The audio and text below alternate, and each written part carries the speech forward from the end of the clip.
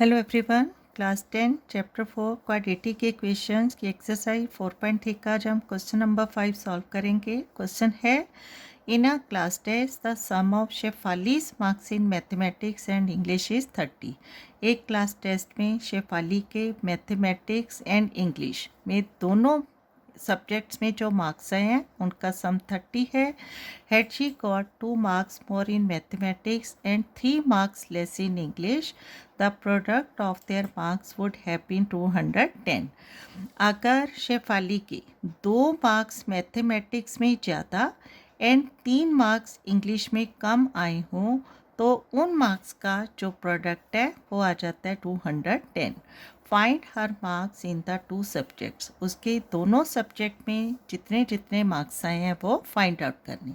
ठीक है, देखो इसको कैसे फाइंड आउट करेंगे। क्वेश्चन में गिवन है कि sum of Shefali's marks in mathematics and English is 30। ठीक है, अगर यहाँ इसको पहले समझेंगे तो मार्क्स इन, ठीक है, मार्क्स इन मैथ्स, ठीक है, मैथमेटिक्स मैथ्स प्लस इंग्लिश, दोनों का सम कितना है 30 है।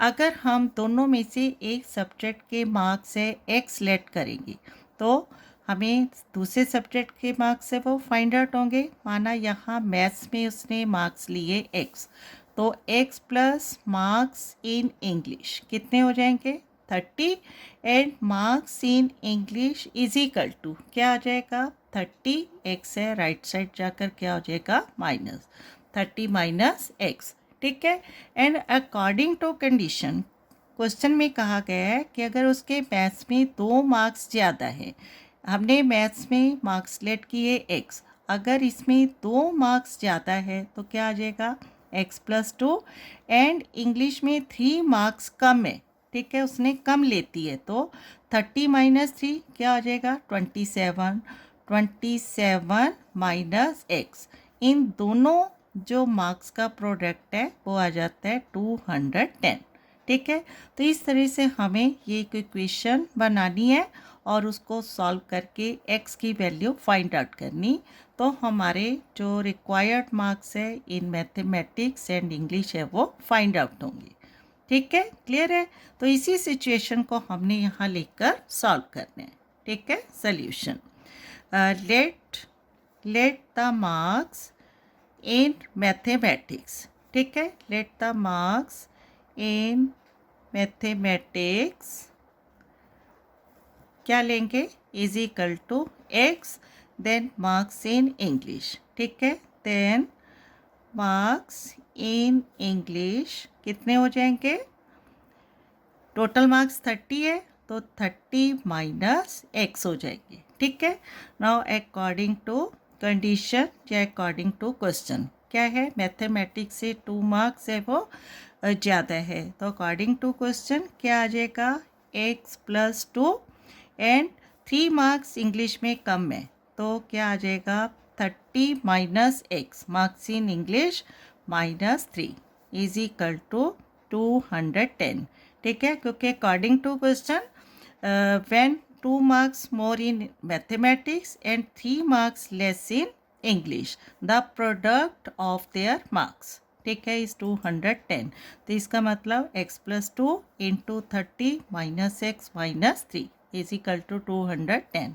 ठीक है, अब इन सिचुएशन को हमने इस अलजेब्रिक एक्सप्रेशंस को सॉल्व करना है, तो यहाँ x प्लस 2 इंटू 30 माइनस 3 क्या आ जाएगा 27 minus x is equal to 210।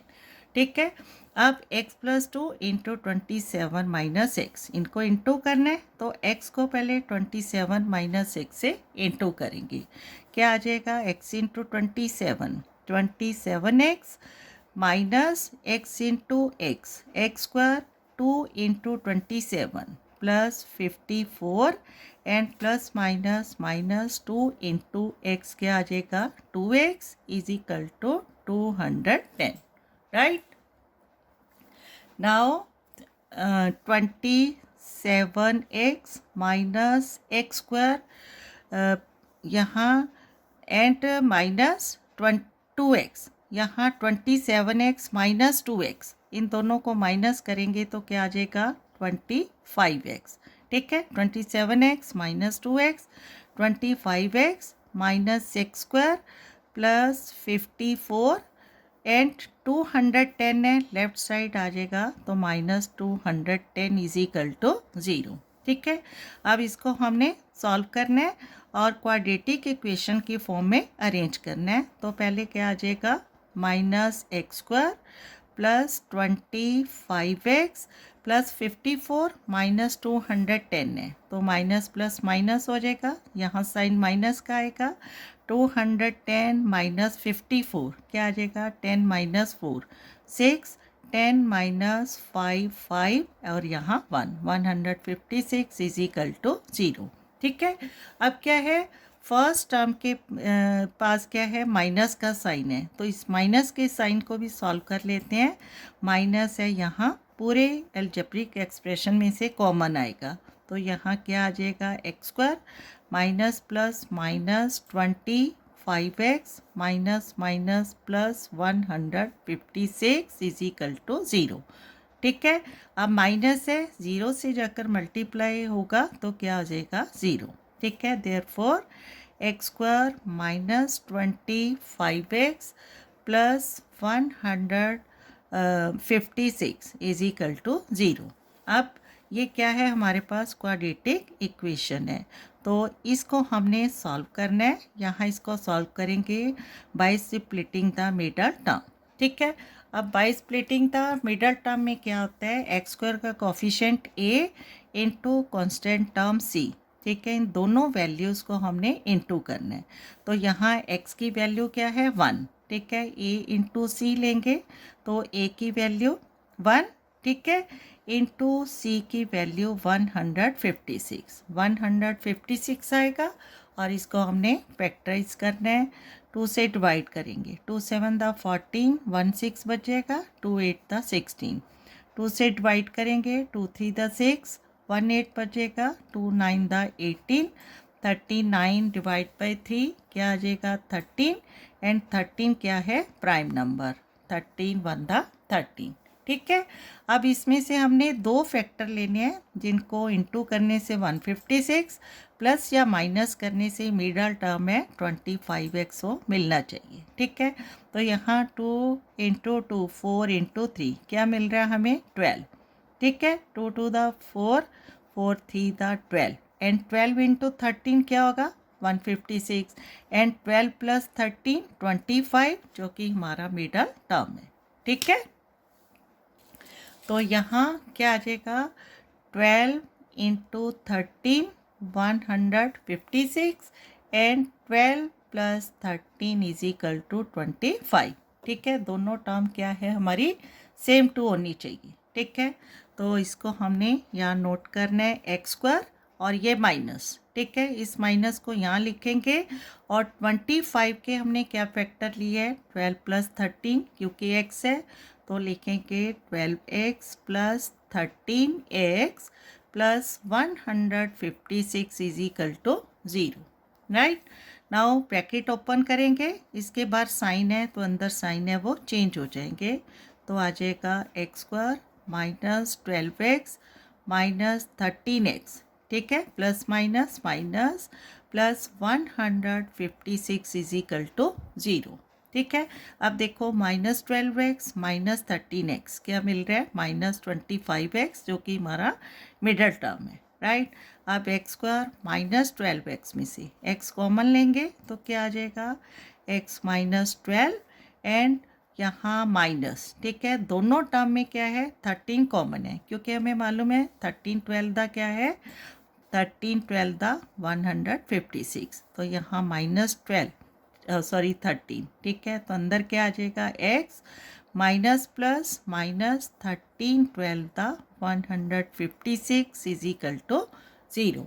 ठीक है, अब दोनों टर्म में x माइनस 12 कॉमन है, तो x माइनस 12 इंटू ये x minus 13 is equal to 0। ठीक है, x minus 12 x minus 13 are the two factors of the quadratic equation x square minus 25x plus 156। ठीक है, क्लियर है। अब x minus 12 is equal to क्या है 0, x minus 12 is equal to 0, तो x is equal to क्या आ जाएगा 12, माइनस 12 है राइट साइड जाकर plus 12, here x minus 13 is equal to 0 and x is equal to minus 13 है राइट साइड जाकर 13। ठीक है, अब देखो यहाँ x की हमारे पास दो वैल्यूज़ आ गई। ठीक है, तो अगर हमारे पास व्हेन हम लेंगे x इज इक्वल टू 12, ठीक है, then 30 minus x, 30 minus x था सेकेंड नंबर, तो वो क्या आ जाएगा 30 माइनस 12 इज इक्वल टू 18। ठीक है, फर्स्ट x की वैल्यू 18 है, तो according to condition 30 minus x था, वो क्या आ गया 30 माइनस 12 18। ठीक है, अगर हम x की वैल्यू यहाँ मैथमेटिक्स के मार्क्स के लिए 13 लेते हैं, when x is equal to 13 है, देन 30 माइनस एक्स क्या आ जाएगा 30 माइनस 13 इज इक्वल टू 17। ठीक है, क्लियर है। तो इस तरह से अकॉर्डिंग टू क्वेश्चन अगर हम मार्क्स इन मैथमेटिक्स 12 लेंगे तो मार्क्स इन इंग्लिश क्या आ जाएंगे 18। ठीक है, तो यहाँ हम लिख सकते हैं हेंस, ठीक है, hence when marks in maths, ठीक है, marks in maths is equal to 12, then marks in English, ठीक है, देन मार्क्स इन इंग्लिश